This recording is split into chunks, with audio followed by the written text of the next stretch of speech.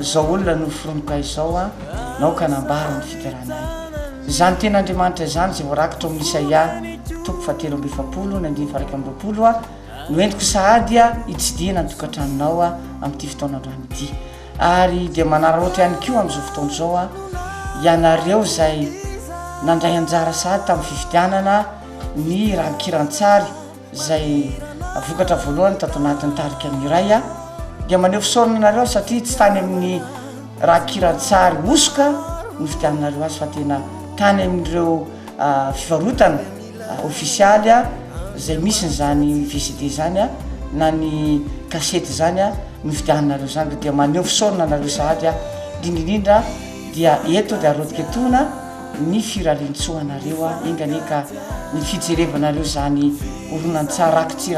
rakirantsara zany a itondra fanambinana itondra fitahina ho anareo tsirairy avy a ary nytokatrano zay itoerana zany rakirantsara zany ane inganeka isononoka ny fitahina manana ampiampy misaorandrindra anareo zay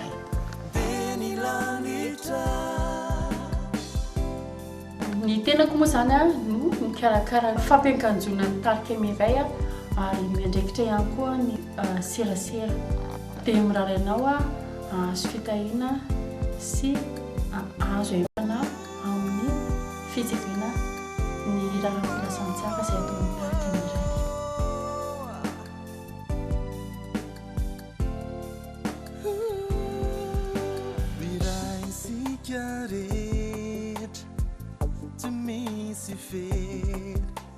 tojo ihany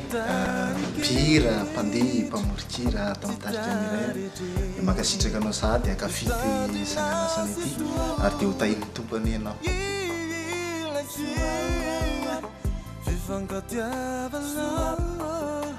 ny rina ao amin'ny tarika miray a mpihira sady mpandia mpamorona ihany koa dia manasa anareo a misaotra anareo a amin'ny fandraisana anjara amin'ity a rakitsara ny tarika miray ity inga ny tondra aim-pana vaovao a sy fifaza-pana vaovao a ho anao zay manatrika ity dia ho tahiny tompo daholo